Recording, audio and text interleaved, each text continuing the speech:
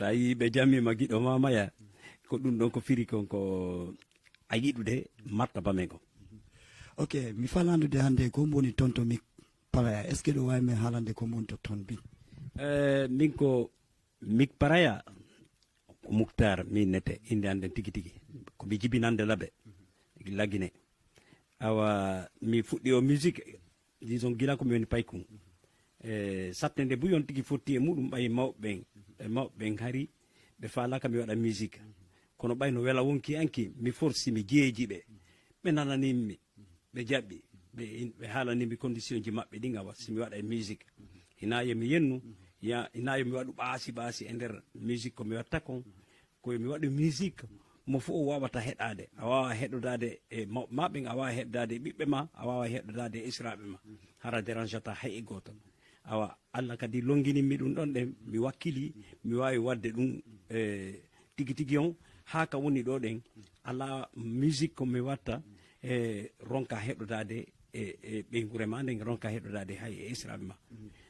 donc mi waɗi album ji buy ɓay 1991 fuɗɗi yaltinde album mi woni noon kadi Sénégal ɗo ɗen ɓay ko miɗo tawa e wonduɓe e moƴƴinɓe orchestre Thione Balago Seck on tuma ko Matar Ba ɓe naynola ko tigi tigi ko on tuma mi ƴetti décision ɓurtugo wallitagol min kadi martaba men on kameɗen Guinée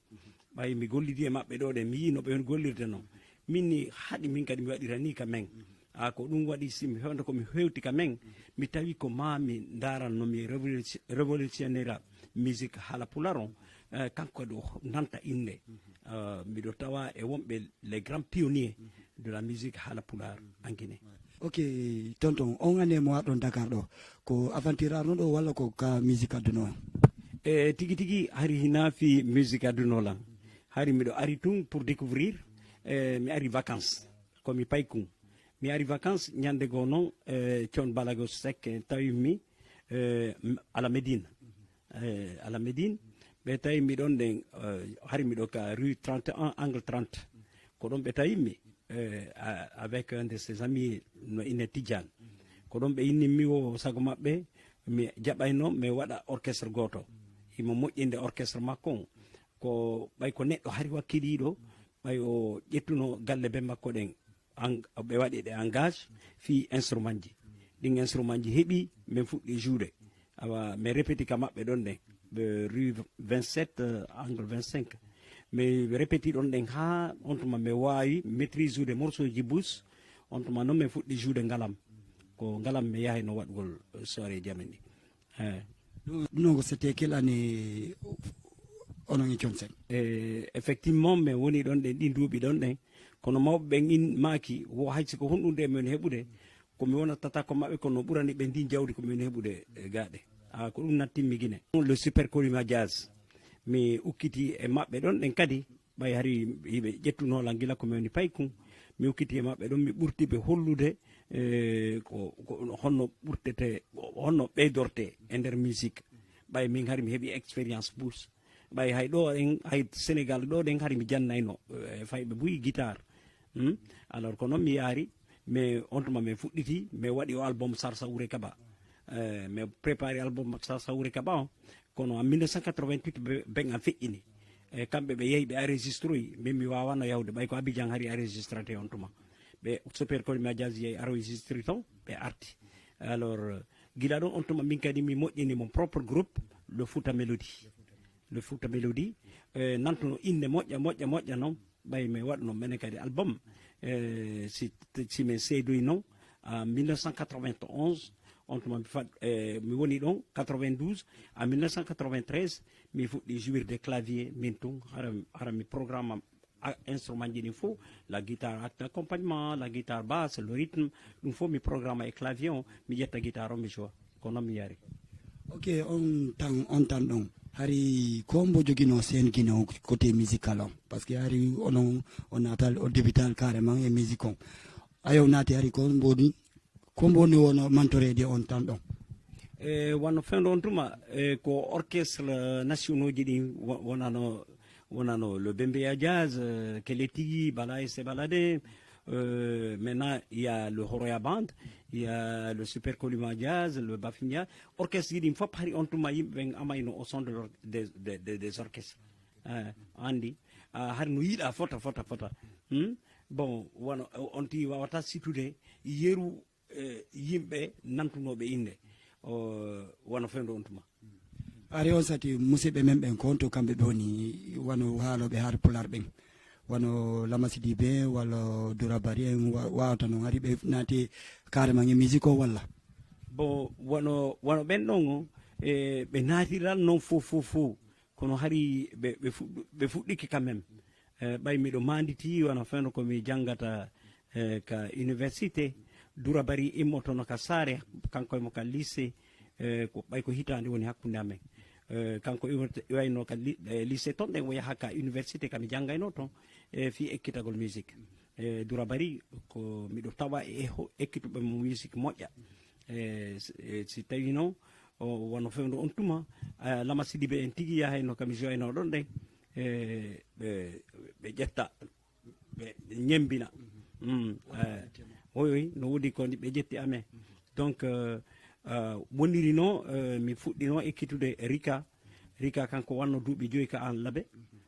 hari ko minen tournidayno mi yahayno village ji ɗin fof mi yahayno sous préfecture ji ɗin fof e préfecture ji Moyen Guinée donc ha on tuma mi ƴetto e Ceerno Mamadou kadi on tuma mi fuɗɗi tournoyde mi waɗi nder Fouta o mi yahi la Guinée on fof on tuma min ardi télé extérieur Sénégal Gambie Sierra Leone Libéria partout en Côte d'Ivoire partout hein? Ok tonton wata o yeggutara ɗon ka émission mon 100% guinéen ɗo e 7 vision tv arayno hannde invité men on ko tonton Mick Paraya yimo ɗo e Dakar pour tourner tabaski inchallah aray fo yo prépare tonton Mick on ani de 91 ha yesso on sadi ari studio ji ɗin ɗuuɗa ko difficulté on mo marno ɗon on tan ɗon pare par ce que ari studio on ɗuuɗa par rapport au 10 jours ji ɗi wonɗen joni difficulté sattendeji komi fotti e muɗum no ɗuuɗi ɓay on tuma hari enregistregol a wawatano enregistre studio miɗo manditi ko Durabari uddituno ɗon ɗen un mini studio ka nder suudu makko ɗon ɗen ko ɗon min enregistre no mon premier album kam yimiɗo yumma wonene ala donc hari kaka makko ɗon ɗe min yimuno ɗum ɗon min enregistre no plutôt donc ɓay ɗum ɗon feƴƴi tawi noon on tuma ɓe fuɗɗike ƴettude producteur ɓe fuɗɗike ƴettude artiste ɓe ɓen nawa ɓe Abidjan fi enregistrement ɓay hari Abidjan no joguino toon un studio très performant le JBZ donc hari ko fop ko to yahayno enregistre gol kono mi sattende komi fottino producteur ɓe ɓen innayno woɓe wawatalam produisude ɓay min ko gimmi waaju tun gimmi yurmede alors kamɓe ɓe préféri yimayɓe won haalaji ko andanɗa hoorema voilà ko weɗata sukaɓe ɓen ko na donc min mi wawata ɗum ɗon ɗe ɓay ko ahadi mi ƴetti mi fudi mawɓe am ɓe mi haalta haalaji jiiɓiɗi e nder komi yimata ko mi falandude question goto une question très pertinente Mick Paraya o waccay walla kono Mick Paraya waccugol angol ɗuuɗa nafi mi waccata mais kono wono giɗo an min mi waccirtama fiiɗamar jawdi mi waccirtama fi ko alanɗo mi waccirte fi mi yi wakkilare ma si mi yi wakkilare ma wonɗa lanɗo ma wonɗa joguiɗo jawdi mi waccirte saabu wakkilare ma nden ɓurtugol encourage gol ma e nder ligge ko jokkuɗa ko mais hande plupart o ñi musicien men ɓe surtout hande sa waccal goto aray kono ɗum noon ko fiyon tigi ɗon andi si tawi hara hiɗa wadde ko duwa kon a waɗi golle kelɗuɗe wata habbo waccugol goɗɗo fi réussisugol jokku golle ma ɗen waɗa golle ma ɗen andi sa ƴetti musique kon a waɗi mecce ma tigi hara hina hay sa waccani goɗɗo musique ma si tawi no moƴƴi yimɓe ɓen fof heɗoto wela yimɓe ɓen fop marɗa amara hare no welama donc min ko ɗum ɗon min miɗo andi ɗum ɗon au fond de mon cœur et ko ɗum ɗon kadi mi haalanta artiste ɓe ɓen fof composé gimmi golle no gollirɗo wo ko noon welirta jama o miɗo wawi e nder joni e nder gimol wano gimmi komi yimata kon miɗo wawi wajade neɗɗo e nder jiño komi jiñirta kon mi inna on tigi waɗi wakarijo no wa'ira noon ɗum ɗon fof haray ko encourage ugol on ɗon encourage ɓe hono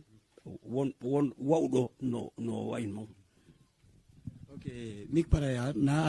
c'est pas seulement artiste. On peut dire c'est un prof de musique parce qu'on forme d'oudbe.